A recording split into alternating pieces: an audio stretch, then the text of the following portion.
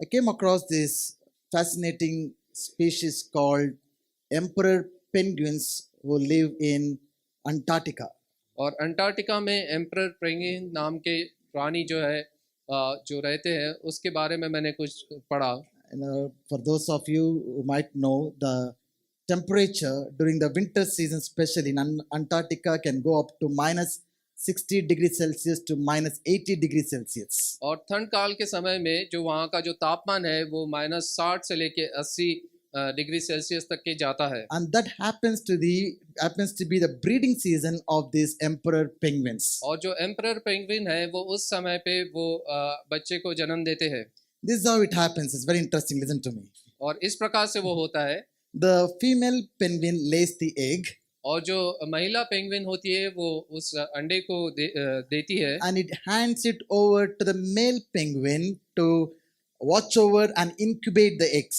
और वो अंडे को वो जो पुरुष पेंगुइन है उसको देती है ताकि वो उसकी रक्षा करे और उसको वो गर्माहट दे सके। And the female penguin goes to the sea to fetch food for itself and come back with food for the little one. और जो ये महिला पेंगुइन है वो जाती है कि वो जाके समुद्र में जाके वो अपने लिए और बाकी बच्चे के लिए सबके लिए खाना लेके वापस आ It सके। is said that the time that would take for the female penguin to return back to its male penguin would be 100 to 115 days. और ऐसा कहा जाता है कि 115 दिन लगते हैं जब वो महिला पेंगुइन है उसको जाके खाने की सामग्री लेके वापस इस पुरुष पेंगुइन के सामने आने के लिए। And during all that 100 to 115 days, the male penguin will be in that particular position without food and water. और ये पुरुष जो पेंगुइन है वो इस प्रकार से वो अंडे की रक्षा करेगा और उसको गर्माहट देते रहेगा 115 दिन तक के। वो न खाता है न जगह से हिलता है और इस प्रकार से जैसा आप चित्र में देख रहे हैं वो इस प्रकार से खड़ा रहता है। It cannot let the egg roll off its feet because it's all ice.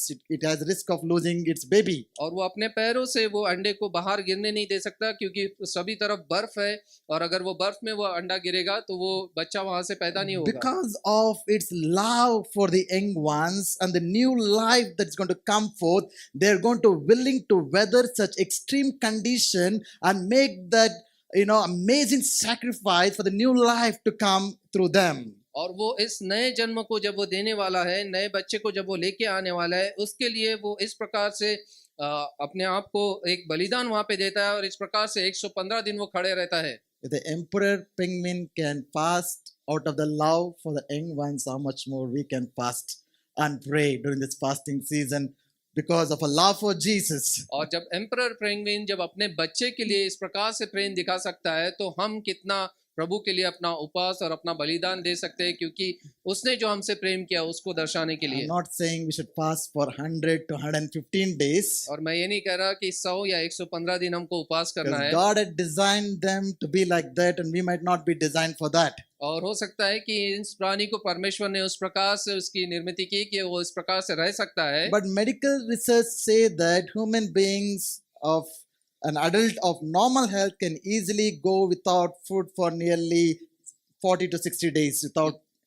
dying. लेकिन वैद्यकीय रिसर्च के हिसाब से हमको ये देखने मिलता है कि जो एक साधारण मनुष्य है वो बगैर खाने के 40 से 60 दिन तक के वो जीवित रह सकता है। How did they come up with this conclusion? और ये इसका निष्कर्ष उन्होंने कैसे निकाला? And they did not do a conventional research. और उन्होंने एक साधारण रीति से उसका संशोधन नहीं किया। It would be unethical to do a research telling a person, I want you to see how long you fast. After the person dies, yes, this is the point you can survive for so many days without food. और ये सही नहीं होगा किसी व्यक्ति को कहें कि तुम इतने दिन तक के उपवास करो और उसके बाद में जब उसका मृत्यु हो गया तब गिना जाए कि हाँ इतने दिन तक के एक मनुष्य जीवित रह सकता है। But this research is based on how people have survived during the famine and how people go about doing hunger strike. Based on that, they come to the conclusion that people can easily fast for 40 to 60 days. लेकिन ये संशोधन इस प्रकार से किया गया है जब वहाँ पे अकाल आता है या कोई लोग जब हंगर स्ट्राइक पे जाते हैं तो वो किस प्रकार से वहाँ पे सरवाइव करते हैं उसका निष्कर्ष है। So don't be afraid to fast. हाँ तो आप डरिए मत कि उपवास आपको करना है। We can all fast. और हम सब उपवास कर सकते हैं। Unless if you have medical reasons or elderly, don't try this, or you can relax. Even if you're not fasting, you're welcome to come and be part of this prayers. अगर आप बुजुर्ग है या वृद्धावस्था में है या आपकी कोई वैद्यकीय चिकित्सा चालू है तो आप उपवास ना कीजिए। But there are great benefits of fasting, लेकिन उपवास करने के काफी सारे फायदे भी हैं। mainly spiritual. और आध्यात्मिक रीत से हम देखें तो There are many physical benefits as well, और शारीरिक काफी उसके फायदे भी है, but we don't focus on them and we don't fast for physical benefits. लेकिन हम शारीरिक फायदे को देख के हम उपवास नहीं करते। Since our time that we live in, people are very careful about dieting and losing weight and all that stuff. I don't have to tell you, but we don't fast for dieting reasons. और जिस काल में हम रहते हैं वहाँ पे काफी सारे लोग जो सही खाना, पौष्टिक खाना खाना और अपना वजन घटाने के लिए काफी सारे कार्य करते हैं, हम उसके लिए उपवास नहीं कर रहे। Our primary purpose why we fast is to humble ourselves and to seek God. और जो हमारा मुख्य उद्देश्य है कि हम उपवास क्यों कर रहे हैं, कि हम स्वयं को नम्र करें और परमेश्वर को हम देख सकें। This evening, I want to draw your attention and remind ourselves the power in fasting and praying.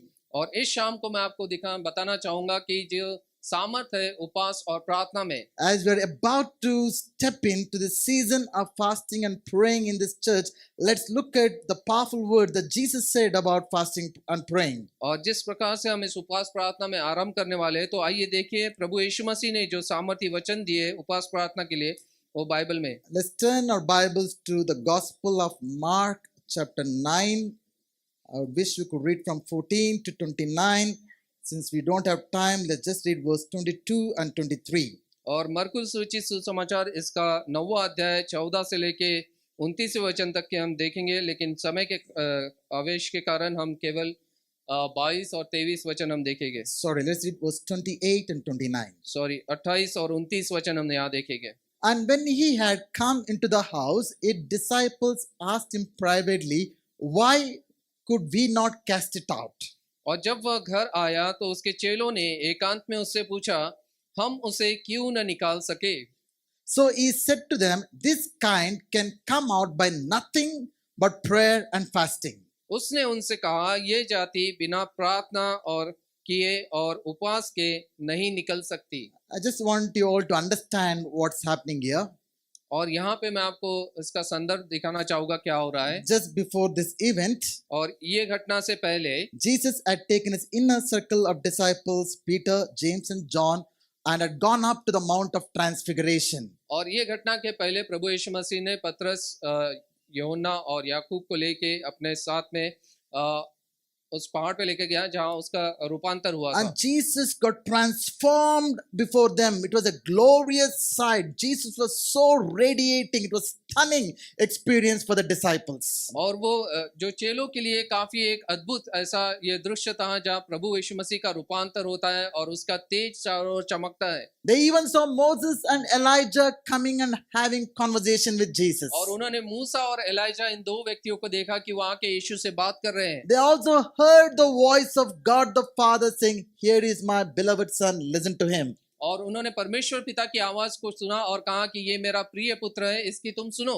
After that glorious, amazing, spectacular encounter, Jesus and his inner circle of disciples are coming down from the mountain. और ये महिमामय रूपांतर और उसका अनुभव देखने के बाद में यीशु मसीह और उसके चेले वापस आ रहे हैं। As they're coming down to the foot of the mountain, there was huge commotion. There was a huge gathering of people there. और जैसे वो पर्वत से वो नीचे आते हैं तो उसके पांव के तले उनको देखता है कि काफी सारे लोग और भीड़ जमी When है। Jesus asked them, what is happening here? और यीशु उनसे पूछता है कि यहाँ पे क्या हो रहा है। A father of a young boy comes before Jesus और एक बालक का पिता आके कहता है यीशु से, and tells Jesus, और यीशु से इस प्रकार कहता है, Master, I have brought my son who is demon possessed. स्वामी मैंने मेरे पुत्र को लेके आया जो इसमें दुष्ट आत्मा थी He is possessed with a mute spirit. और वो उसको गूंगी आत्मा वो है। Whenever the spirit catches hold of him, it makes him fall down, it makes him frown, it makes his body rigid and he is completely uncontrollable. और जब भी दुष्ट आत्मा उसके ऊपर आती है वो उसको नीचे गिराता है, उसके मुंह से फेन निकलता है, उसका जो शरीर है वो कड़क हो जाता है। He tells Jesus, I brought your disciples to cast the demon out, but they were not able to. They had failed. और वो पिता यीशु से कहता है कि मैंने तेरे शिष्यों के पास में मेरे बालक को लेके आया और उनसे कहा कि इस दुष्ट आत्मा को निकाल, लेकिन वो And निकाल ना पाए। Jesus rebukes the demon. In a word, the demon flees and the boy is set free. और प्रभु यीशु मसीह उस उस दुष्ट आत्मा को फटकारते हैं और तुरंत ही वो बालक से वो दुष्ट आत्मा निकल जाती है। And when Jesus and disciples are returned to the place where they were staying, और यीशु और उसके शिष्य जब वापस आते हैं जिस जगह वो रह रहे थे, and disciples thought about asking a good question to Jesus. और शिष्यों ने एक अच्छा प्रश्न यीशु से पूछने को कहा। Now, sometimes I really thank for God for the disciples. Sometimes they did foolish things, but sometimes they had asked good questions. और कई बार शिष्यों ने मूर्खता के कार्य किए और उस प्रकार से प्रश्न पूछे, लेकिन कई बार उन्होंने अच्छे प्रश्न भी पूछे। They asked Jesus, why were we not able to cast the demon out? और वो यीशु से पूछते हैं कि हम क्यों इस दुष्ट आत्मा को निकाल नहीं पाए। Is it a good question? क्या ये अच्छा प्रश्न था? Don't you think we should ask such question to Jesus? क्या आपको नहीं लगता कि ऐसे प्रश्न हमें प्रभु यीशु से पूछने चाहिए? Jesus, why am I not able to overcome this particular demonic forces that are working against me and my life and my family? और कई बार हमको इस प्रकार से प्रश्न पूछने चाहिए कि यीशु मसीह इस दुष्ट आत्मा की जो ताकत है जो मेरे विरुद्ध कार्य कर रही है उसके ऊपर मैं विजय क्यों नहीं हो पा रहा हूँ? Shouldn't we be asking Jesus, why am I not able to overcome this particular sin, particular habit, particular lifestyle? Why am I not be able to overcome it? और हमको इस प्रकार से पूछना है कि इस पाप से, इस प्रकार की जो मेरी आदत है उसके ऊपर मैं विजय क्यों नहीं प्राप्त कर रहा हूँ? Shouldn't be asking Jesus, why I don't see my situation, my circumstance changing for such a long time? और इतने वर्षों से मेरी परिस्थिति क्यों नहीं बदल रही है? Shouldn't be asking Jesus, why am I not be able to grow in my spiritual life? Why am I not be able to minister the way you want me to minister? और हमें ये पूछना चाहिए, यीशु क्यों मेरी आध्यात्मिक परिस्थिति क्यों नहीं बदल रही है? क्यों मैं सेवकाई में आगे नहीं बढ़ पा रहा हूँ? Shouldn't be asking God, why am I not growing in my faith? Why am I not seeing change in my life? Why am I not seeing transformation in my life? और क्यों मैं विश्वास में नहीं बढ़ रहा हूँ? क्यों मेरे जीवन में बदलाव नहीं हो रहा? ऐसे प्रश्न हमें यीशु से पूछने हैं। Please ask good questions to Jesus. और ये अच्छे प्रश्न हैं, आप यीशु से आप पूछिए। And Jesus answers them. और यीशु उनको उत्तर देता है, This kind can come out by nothing but prayer and fasting. और यीशु ने उनसे कहा कि ये जाति बिना उपवास और प्रार्थना के बाहर नहीं निकल I'm सकती। just going to focus on this one sentence. और केवल इस एक वाक्य पे हम अपना लक्ष्य लगाएंगे। This kind can come out by nothing but prayer and fasting. और ये जाति बिना उपवास और प्रार्थना के बाहर नहीं निकल सकती। I want us to understand there are certain things in our life will not change unless we fast and pray. और आपको ये जानने से जरूरी है कि कुछ चीजें बगैर उपवास प्रार्थना के हमारे जीवन से नहीं There निकल are सकती। certain sicknesses will not be healed unless we fast and pray. और कुछ बीमारी है जब तक कि हम उपवास प्रार्थना नहीं करेंगे वो नहीं जाएगी। There are certain situations and circumstances we will not be able to overcome unless we fast and pray. और कुछ परिस्थिति हमारे जीवन में जब हम उपवास प्रार्थना नहीं करेंगे वो नहीं बदलेगी। We will not be able to see certain kinds of issues and problems cannot go in our life except through fasting and praying. और कुछ समस्याएं, कुछ व्याधियां हमारे जीवन में ऐसी रहेगी जो कि उपवास प्रार्थना के बगैर नहीं जा सकती। Hallelujah. Hallelujah, Hallelujah. हालेलुया।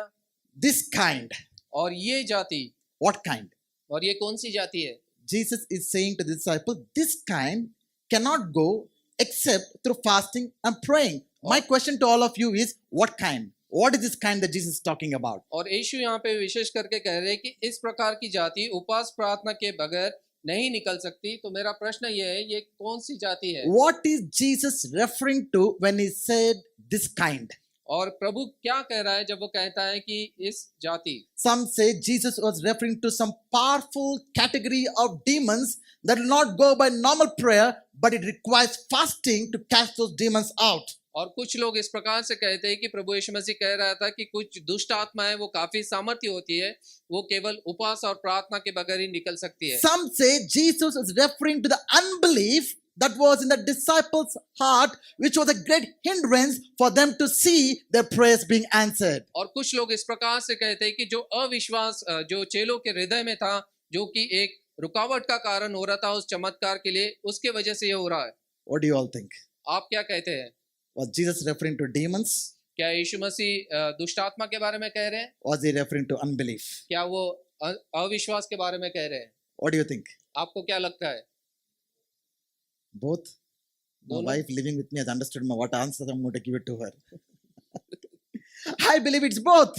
और मुझे ये लगता है कि ये दोनों भी कारण हो सकते हैं। In some cases, it could be demonic forces that can be a hindrance to see your prayers being answered. और कुछ विषय में हो सकता है कि जो दुष्ट आत्मा है वो कि उसकी सामत की वजह से आपकी प्रार्थना का उत्तर नहीं मिल रहा हो। In some cases, it could be your unbelief or doubts or fears that could be a greatest hindrance to see the power of God manifest in our life. और कई बार हो सकता है कि हमारा अविश्वास है जिसके वजह से जो प्रभु की सामर्थ है वो कार्य नहीं कर पा रही है। Whether it is demonic forces or unbelief, one solution is fasting and praying. When we come together, fast, pray, read the word, seek His presence, our faith is strengthened, then any demon has to leave, any unbelief has to be leave, and we'll be set for great things that God wants to do in our lives. चाहे वो दुष्ट आत्मा हो, चाहे वो हमारा अविश्वास हो, ये दोनों चीज के लिए जब हम उपवास और प्रार्थना के साथ में आएंगे तो वो कार्य को परमेश्वर करेगा और उसका हमें प्रतिफल वो वहां पे देगा। Hallelujah. Hallelujah. Hallelujah. Hallelujah. I believe in this season of fasting and praying, when we come together, we will see some kind of situations that we've been battling with, which is not changing, will change in the name of Jesus. आमेन। इस उपवास प्रार्थना के समय में मैं विश्वास करता हूं कि जिस चीजों से आप संघर्ष कर रहे थे, जिस परिस्थितियों से आप संघर्ष कर रहे थे, जब हम उपवास और प्रार्थना के साथ में आएंगे तो प्रभु उसे जरूर बदलेगा। This kind cannot come out except by fasting and praying. और ये जाति बिना उपवास और प्रार्थना के बाहर नहीं आ सकती। Let's focus on these two words now, praying and fasting. और इन दो शब्दों पे हम अपना लक्ष्य लगाएंगे, I want you- प्रार्थना और उपवास। I want you all to think with me. और मेरे साथ में आप सोचिए I want you all to imagine with me. और मेरे साथ में आप थोड़ा सा इमेजिनेशन कीजिए। You know, you are in this conversation that's happening between Jesus and disciples. और यहाँ पे प्रभु यीशु मसीह और चेलों के साथ में वार्तालाप हो रहा है When Jesus told these disciples, और यीशु ने अपने शिष्यों से कहा, this kind cannot come out except by fasting and praying. जब यीशु ने इस प्रकार से कहा कि ये जाति उपवास और प्रार्थना के बाहर नहीं निकल सकती, What could have been the status of the prayer lives of the disciples? तो चेलों का जो प्रार्थना का जीवन था वो आपको क्या लगता है कि कैसे है? What could have been the level of prayer of the disciples? और प्रार्थना का जो स्तर था वो चेलों का वो कैसे होगा? I see three possibilities. और उसमें तीन चीजें हमको देखने मिलती है। Possibly they had neglected or completely lacking prayer in their life at that moment. और उस क्षण में हो सकता है कि उनका प्रार्थना का जीवन वो काफी हताश होगा या उससे वो पूरी तरह से टूट गए होंगे। Why do I think so? और मैं ऐसा क्यों सोचता हूँ? I think because they were having a gala time with Jesus. क्योंकि वो प्रभु के साथ में काफी आनंद मना रहे हैं They were having a great time with Jesus. और प्रभु यीशु मसीह के साथ में वो काफी अच्छा समय बिता Can रहे you हैं। imagine how the life would have been with Jesus every day? और आप सोचिए, कल्पना कीजिए कि हर दिन यीशु मसीह के साथ में वो आ रहे जा रहे, उनका जीवन कितना अच्छा होगा। Every day they're seeing healings and miracles happening. और हर दिन वो चंगाई और चमत्कार को देख रहे हैं। Every day they're seeing blind eyes open, हर दिन वो देख रहे हैं कि अंधों की आंखें खुल रही है deaf ears open, और जो बहरे हैं उनके कान खुल रहे हैं mute are speaking, और जो गूंगे हैं उनकी जबान खुल रही है lepers are being cleansed, और जो कुष्ठ रोगी है वो चंगे किए जा even रहे हैं dead are rising. और जो मृत लोग हैं वो उठाए जा रहे हैं Once in a while the bread and fish are being multiplied. और जो मछलियां और रोटियां ये तोड़ी जा रही है और बढ़ रही है It's a dream life that they're living. और उनका जो जीवन वो स्वप्न से भरा हुआ है When ऐसा। everything is going so well, who would want to pray? और जब सब चीजें जीवन में अच्छी चल रही है तो कौन प्रार्थना करना चाहेगा? Am I right? क्या मैं सही कह रहा हूँ? Sometimes we neglect prayer in our lives when everything seems to be going so smooth, so good. We neglect prayer in our lives. और हमारे जीवन में इसी प्रकार से कई बार हम प्रार्थना को उतना जरूरत नहीं समझते जब हर चीजें हमारे जीवन में अच्छी चल रही है। It could also be that the disciples were extremely busy. और वो जो चेले थे वो काफी व्यस्त थे Every day they had to organize prayer meetings. और हर दिन उनको प्रार्थना सभा का स्थापना करनी है। Every day they're moving from city to city, town to town, village to village. They had to take care of all the practical arrangements. They were extremely busy. और वो काफी व्यस्त थे कि सारी जो व्यवस्था है उसको संभालने में, एक शहर से दूसरे शहर जाना है, एक गांव से दूसरे गांव जाना है और उस सब को स्थापित करने में वो काफी व्यस्त थे। And perhaps that could be the reason why they ignored or neglected prayer in their life. और हो सकता है कि इस वजह से उन्होंने प्रार्थना को उतना महत्व नहीं दिया जितना देना चाहिए। Anybody busy here? क्या आप में से कोई व्यस्त है? Nobody busy here. कोई भी व्यस्त नहीं है अपने जीवन में। Even my son is busy. Ask him. और मेरा जो बेटा है वो काफी व्यस्त रहता है। Ask him just one page of handwriting per day is busy. और उससे अगर कहा जाए कि किस लिए वो व्यस्त है तो हर दिन एक पेपर उसको पूरा लिखना He है। has no handwriting का। time. उसके पास में समय नहीं है। None of us, all of us are busy. और हम में से हर एक व्यक्ति व्यस्त है। Really?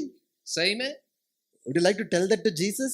क्या आप यीशु को इस प्रकार से कहेंगे कि मैं काफी व्यस्त हूँ Jesus, I'm busy. I couldn't pray. और यीशु मैं काफी व्यस्त था, मैं प्रार्थना नहीं कर पाया। Try telling him. और आप उससे कहने की कोशिश कीजिए And here is response to you. और उसका जो प्रति उत्तर है वो सुनिए। So I believe in that particular phase, the disciples had neglected prayer in their life, either because everything was going so well for them, or either they were busy and therefore they were not able to cast this demon out. और शिष्यों के जीवन के उस क्षण में उन्होंने प्रार्थना को इतना महत्व नहीं दिया क्योंकि उनके जीवन में हर चीज अच्छी चल रही थी।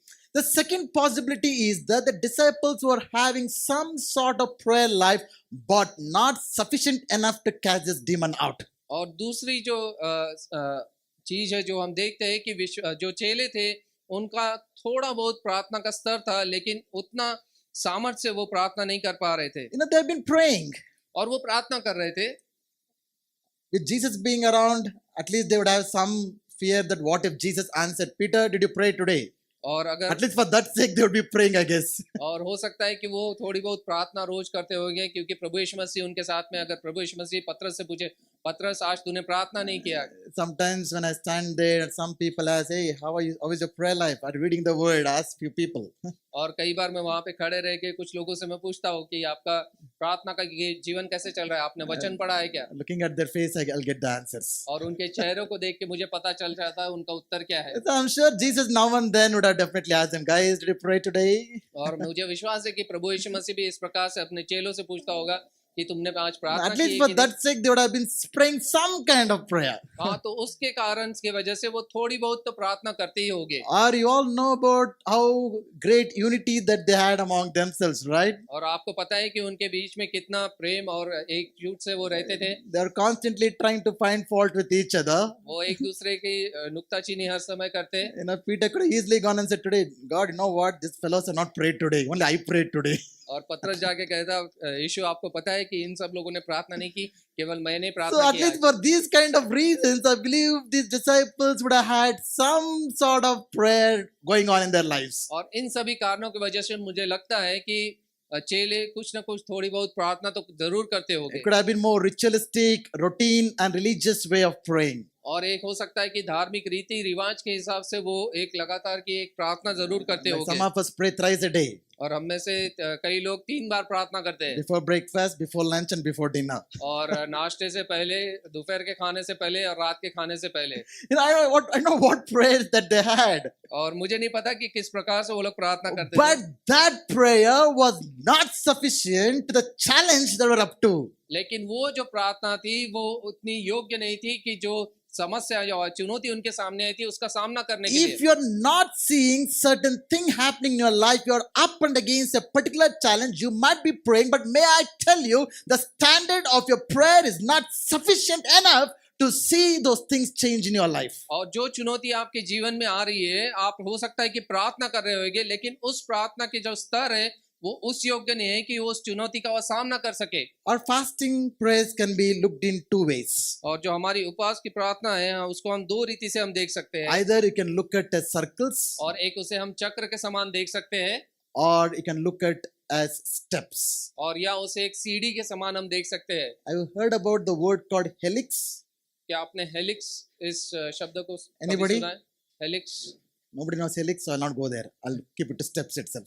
Circles and steps. और जो चक्र है और जो सीढ़ियां हैं उसको हम देखेंगे। You know, if our fasting and praying experience is like circles, this is how it will be.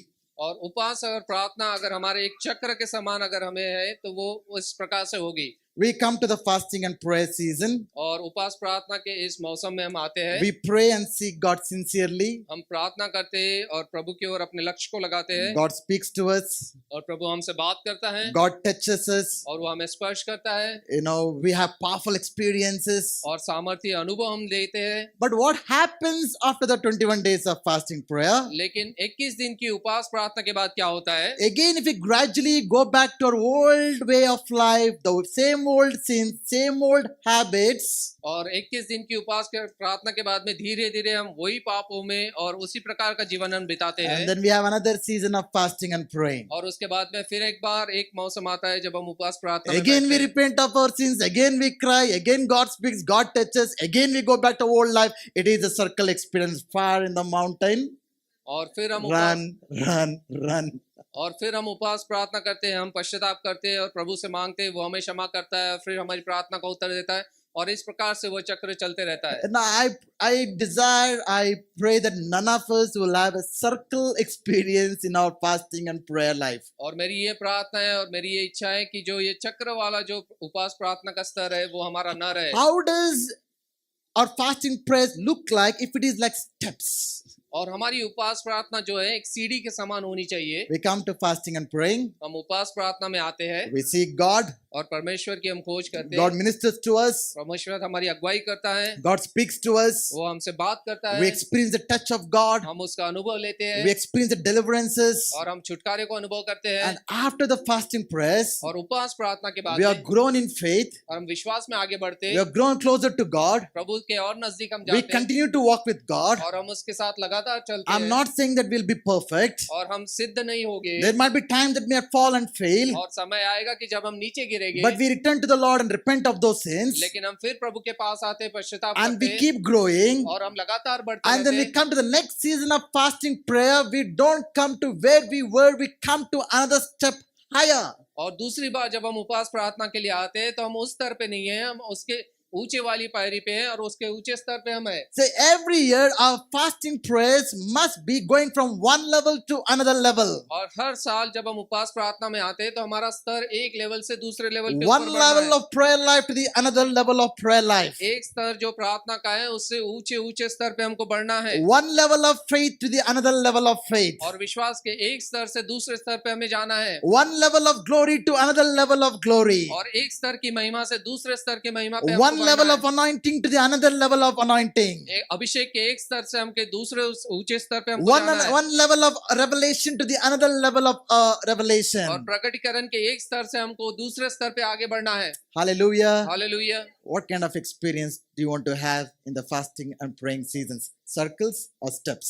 और इस उपवास प्रार्थना में किस प्रकार का अनुभव आप देखना चाहते हैं आपके जीवन में? Which एक one? चक्र के समान या सीढ़ी के समान? I pray that all of us will grow from one level to another level. और मैं प्रार्थना करूंगा कि हम में से हर एक उस सीढ़ी के समान एक स्तर से लेके दूसरे स्तर We तक will move आगे बढ़ते from जाएं। praying ritualistic, routine, religious ways of prayers. We will get into a level of prayer where we experience a deep relationship with God. और रीति रिवाज की प्रार्थना और जो लगातार जो करने वाली प्रार्थना है उससे भी बढ़कर हम प्रभु के और संगति में आगे बढ़ते जाए। That was lacking in the life of disciples. और शिष्यों के जीवन में उसकी कमी थी। What is the first possibility? और जो पहली जो संभावना थी वो क्या है? They might have completely ignored their prayer life, either because everything was so going well in their life or because they were so busy. तो चेलों के जीवन में सब कुछ काफी अच्छा चल रहा था, ये काफी वो व्यस्त थे तो उन्होंने प्रार्थना को उतना महत्व नहीं दिया। Second possibility could be they are praying but not sufficient enough to see breakthroughs in their life. और दूसरी संभावना यह है कि वो लोग प्रार्थना तो कर रहे थे लेकिन जो सामने जो चुनौती आ रही थी उसका सामना करने के लिए उनका प्रार्थना का स्तर उतना ऊंचा नहीं था। There is another possibility I can see. और तीसरी संभावना जो हमको देखने मिलती है That वो ये है। possibility is they were people of prayer, और वो प्रार्थना के ऐसे व्यक्ति थे but at that particular point of time in their life, they were low in their prayer lives. लेकिन उस समय में उनका जो प्रार्थना का जीवन था वो काफी कम हो चुका था। These disciples, I believe they had a strong prayer life in the past in their life. और मैं विश्वास करता हूँ कि चेलों का जो जीवन था और उनका प्रार्थना का जीवन काफी सामर्थी था। Growing up as Jewish boys, they from the very young age, they all knew how to pray. और यहूदी होने के नाते बचपन से ही उनको पता था कि इस प्रकार से प्रार्थना करनी They है had heard many rabbis pray. और काफी रब्बियों से उन्होंने सीखा कि प्रार्थना कैसे करनी They had है heard Pharisees pray. और फरीसियों से सीखा कि कैसे प्रार्थना करनी है। And suddenly when they met Jesus, Jesus prayed. और जब वो यीशु से मिले तो यीशु प्रार्थना करता They था heard Jesus pray.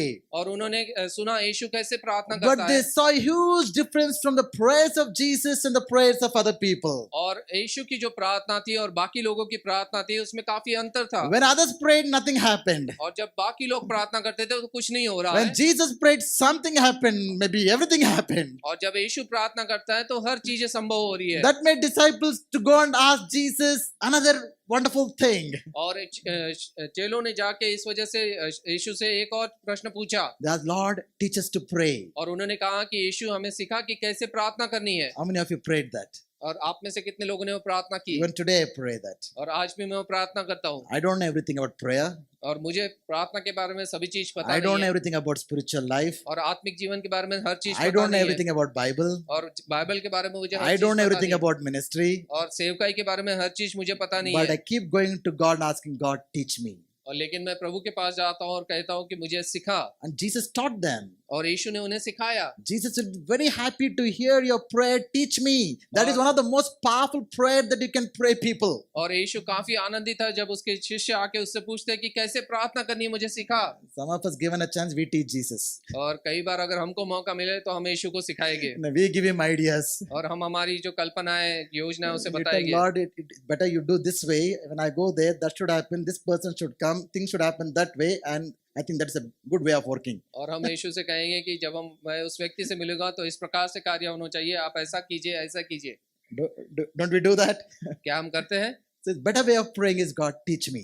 और सही तरीका जो हम प्रभु से मांग Jesus सकते हैं taught कि them हमें to pray. सिखाइए। Did, Jesus taught them to pray. और यीशु ने उन्हें सिखाया कैसे प्रार्थना करनी है। Did disciples learn to how to pray?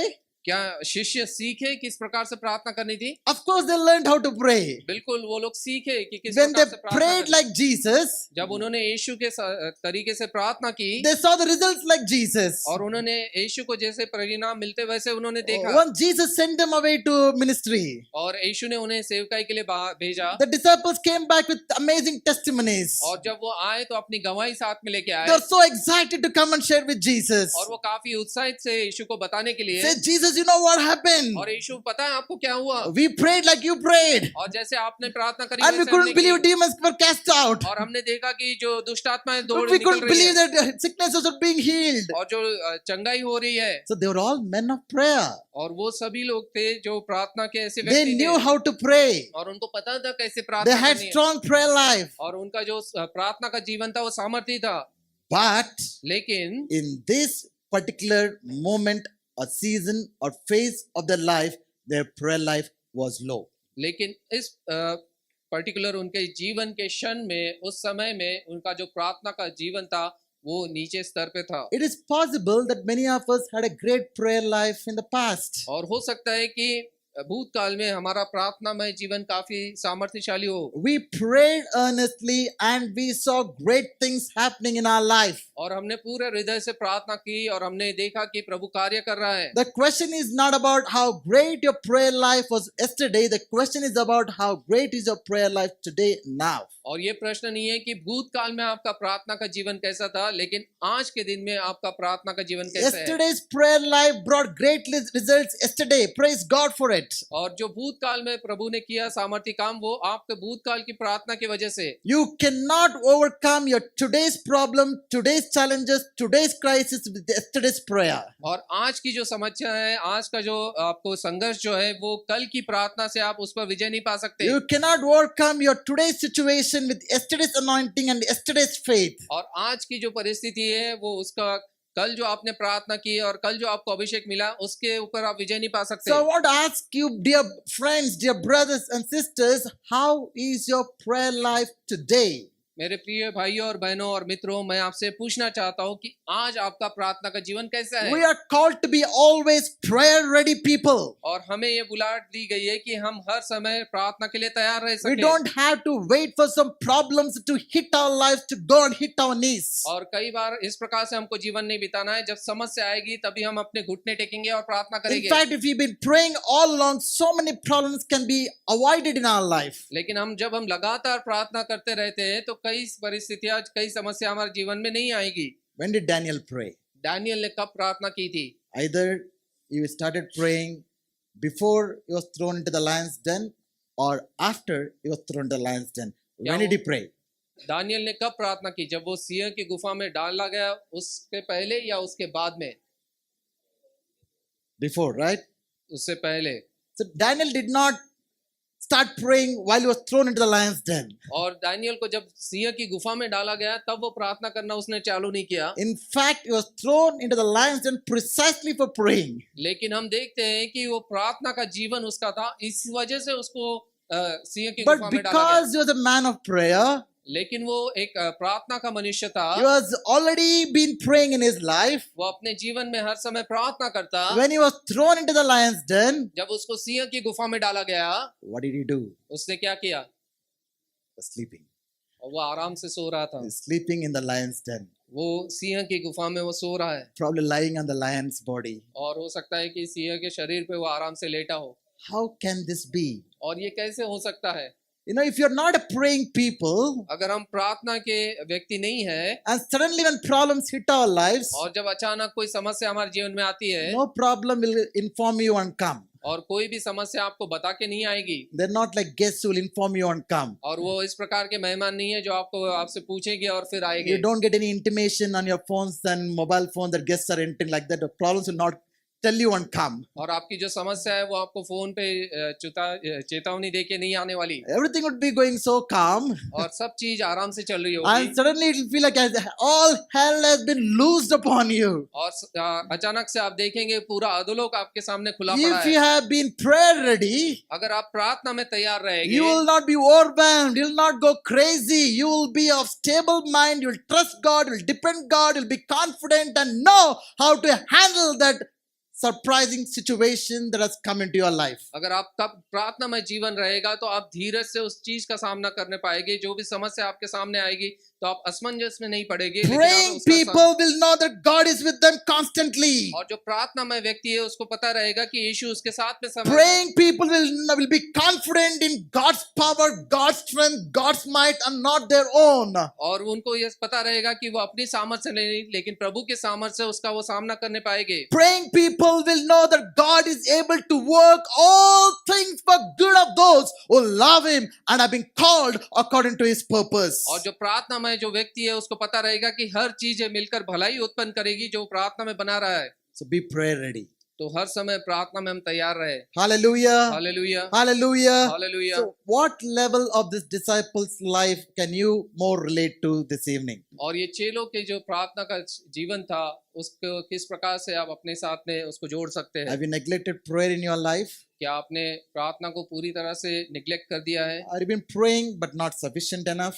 लेकिन हो सकता है कि आप प्रार्थना कर रहे हैं लेकिन उतनी सामर्थ्यशाली Or नहीं you've है। been great people of prayer in the past time but have gone low currently in this season of your life? और या हो सकता है कि भूतकाल में आप काफी प्रार्थना करते थे लेकिन इस समय आज में आप उतनी सामर्थ्य प्रार्थना नहीं कर पा रहे। Or you might even say, my prayer life is great. और हो सकता है कि आप कहेंगे कि मेरी प्रार्थना का जो जीवन है वो काफी अच्छा चल It रहा है, can be. और हो सकता है। Whatever the case, I want you to make use of this opportunity of fasting and praying to step up, go deeper in our prayer life, and see the amazing breakthroughs that God wants to bring into your life. चाहे जो भी संभावना क्यों ना हो जो शिष्यों के द्वारा हमने देखी है, मैं आपसे अनुरोध करूंगा कि ये जो मौका हमें मिला है कि 21 दिन की उपवास प्रार्थना में हम प्रभु के और नजदीक आए और अपना जीवन प्रार्थना में और भी दृढ़ करें। That's about prayer. और ये प्रार्थना के बारे में है। Few quick things about fasting. और कुछ चीजें उपवास के बारे में मैं कहूंगा। What does fasting mean? और उपवास का मतलब क्या है? Fasting means to abstain from food and seek the presence of God. और उपवास का यह अर्थ होता है कि हम भोजन को त्याज के हम प्रभु की खोज में आगे बढ़े। It is accompanied with prayer, reading the word, worship, and coming together for prayer. और वो उसके साथ में हमें प्रभु के वचनों को पढ़ना है, उसकी आराधना करना है, लोगों की संगति में आना है, ये सब उसके साथ होता है। It's an act of humility and complete dependence on God. और ये जो कार्य है वो दर्शाता है कि हम पूरी तरह से नम्र होकर उसके सामने आए और हम प्रभु की ओर अपने जीवन को पूर्ण रीति से In समर्पित the करते हैं। Bible, we see three main types of fasting. और बाइबल में हमको 3 प्रकार के उपवास देखने मिलते हैं। The first is absolute fasting. और एक है पूर्ण रीति से जो उपवास, In this fasting, you don't eat anything, you don't drink anything. और जिसमें हम कुछ भी नहीं खाते और ना पीते हैं। Moses did that for 40 days and 40 nights. और मूसा ने 40 दिन 40 रात के लिए वो किया। Esther and Jewish people did it for 3 days. और एस्तेर और यहूदी लोगों ने 3 दिन के लिए किया। Paul did it right after his conversion. और पौलुस ने उसका बदलाव के बाद में उसने तुरंत तुरंत इसे किया। I am not recommending you to do this fasting. और मैं आपको नहीं कहूंगा कि इस प्रकार के आप उपवास कीजिए। Please do this fasting only if you have a very specific and clear guidance and not more than 3 days. और अगर आपको प्रभु की ओर से उसका अगुवाई मिल रही है तो 3 दिन से ज्यादा आप उसे ना कीजिए। The second type of fasting is normal fasting. और जो दूसरी है वो कि एक साधारण उपवास है। In this fasting, Jesus did this fasting. और यीशु ने इस प्रकार का उपवास किया In था। this fasting, you don't eat anything but only drink water और उस or समय liquids. आप केवल भोजन को तज देते हैं, लेकिन आप जलपान कर सकते This हैं। is a normal fast. और ये साधारण उपवास है All of us will be able to do this fast. और ये आप सभी कर सकते हैं। Unless you're under medication or health reasons, age related, please don't get into any kind of these fastings. अगर आप कुछ दवाई ले रहे हैं या वैद्यकीय चिकित्सा में आप हैं तो आप इस उपवास को भी ना करें। Third is a partial fasting. और तीसरा जो है वो पार्शियल फास्टिंग होता है। Daniel did this fasting. और दानियल ने इस प्रकार से प्रार्थना की। He kept himself away from all his favorite foods, delicacies, और दानियल ने जो उसके जो स्वादिष्ट व्यंजन थे उससे अपने आप को दूर रखा and only had limited meals. और उसने जो साधारण भोजन था उसे खाया। And if you're having at least one meal, don't call it as normal fast, it is partial fasting. और अगर आप केवल एक टाइम का खाना खा रहे हैं तो आप उसे साधारण उपवास ना समझे, लेकिन वो एक पार्शियल फास्ट उपवास होगा। It's okay. आप उसे कर सकते हैं। Isn't it great that Bible does not prescribe anything about how we need to fast? और ये काफी अच्छा है कि बाइबल हमें नहीं बताती कि किस प्रकार से हमें उपवास करना He है। has not asked, demanded, God has not demanded that we all have to fast. और प्रभु नहीं कहता है कि आपको इसी प्रकार से उपवास करना है। Do you know how many times God has actually asked people to fast? क्या आपको पता है कि परमेश्वर ने कितने बार लोगों से कहा कि प्रार्थना उपवास करो? Anybody here? क्या कोई बता सकता है? How many times God asked people to fast in the Bible? और प्रभु ने कितने बार बाइबल में कहा लोगों से कि तुम उपवास करो? Are you all listening? क्या आप सुन रहे हो? You're all here? क्या आप यहाँ पे हो सब लोग? Alive? How many times? कितने बार बाइबल में प्रभु ने कहा कि लोगों से कि तुम इस प्रकार से उपवास करो? Just once. केवल एक ही बार। In the history of Israel, और इज़राइल के इतिहास में there was a day called Day of Atonement. और अटोनमेंट के उस दिन के समय में On that particular day, the high priest used to go into the Holy of Holies to offer sacrifices for the sins of the nation of Israel. और अति पवित्र स्थान में जब महायाजक था, जब वो अंदर जाता था तो एक ही बार वर्ष में हो जाता, तब उस समय परमेश्वर ने कहा था उपवास That was the करके only जाओ। time God asked people to fast. और उसी समय में प्रभु ने लोगों से कहा कि तुम उपवास करो। And throughout the scriptures, people have fasted but voluntarily. It was not demanded. Please don't fast because I am asking you to fast. Please don't fast because church is fasting prayers. You it has to be your voluntary because you want to see God. You want to humble before God. And please do it out of your own conviction. और इसके अलावा जितने भी उपवास हम देखते हैं Bible में कि लोगों ने किए, वो स्वयं अपनी इच्छा के अनुसार उन्होंने किए। कोई किसी ने उन पे जोर जबरदस्ती नहीं की। और हम भी ये उपवास प्रार्थना कर रहे हैं तो ऐसा नहीं कि पासवान कर रहे इसलिए आपको करना है। अगर परमेश्वर आपको कहता है और आपकी इच्छा है तो आप इस उपवास प्रार्थना में जुड़े। Even if you don't fast, that's completely fine. Let's come together for prayer time and God will still bless you. और अगर आप बिल्कुल भी उपवास नहीं कर सकते तो भी चलेगा, लेकिन आप यहाँ पे आइए, आप प्रार्थना में हमारे साथ में जुड़िए। God's blessing you is not dependent upon your fasting. और आपके उपवास के वजह से प्रभु आपको आशीषित करेगा, ऐसा नहीं है। Every time my son has to ask me something, he will not fast and come and ask me. और जब भी मेरा बेटा अगर मुझसे कुछ पूछेगा तो वो उपवास करके मेरे पास नहीं आएगा और कहेगा कि पिताजी मुझे ये दीजिए।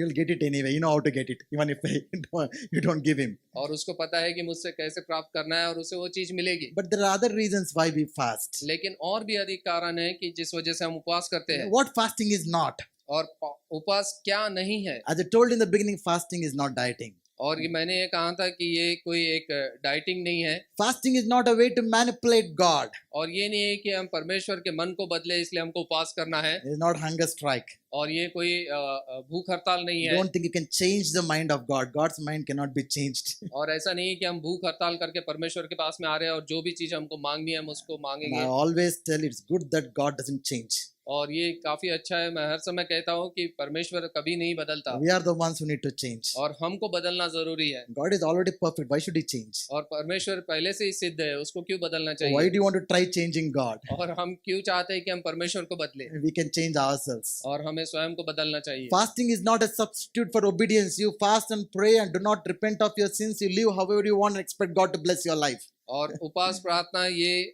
जो आज्ञा पालन करना है उसका सब्स्टिट्यूट नहीं है।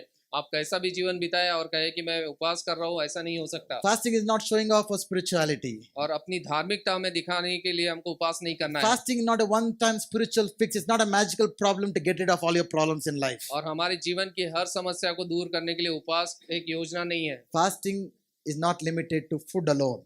और उपवास जो है केवल ये भोजन को लेके ही सीमित नहीं है। Some people, if you ask them to leave food, they will leave. और कई लोग ऐसे हैं, अगर उनको भोजन को त्यागने के लिए कहे तो वो छोड़ सकते हैं। If you ask them to leave their mobile phones, they will die. और अगर उनको कहा जाए कि अपना मोबाइल फोन तुम छोड़ दो तो वो मर जाएंगे। You know, it's very important that when we fast to get rid of everything that will distract us from hearing from God. और उपवास का मतलब ये है कि हमको हर एक वो चीज को छोड़ना जरूरी है जो हमको परमेश्वर से दूर लेके जाती है। Unless we fast and pray and seek God in a way that is supposed to be done, it is only then we'll be able to experience the benefits of our fasting and praying. और जिस प्रकार से हमको उपवास करना है कि जब हम उसके ओर अपने लक्ष्य को लगाए, अपना लक्ष्य उस पर केंद्रित करें और उस तरह से हम उपवास करें, तभी हम उसमें सफलता पा सकते हैं। Sometimes, even in the evening times, I'm not as disciplined I wish to be.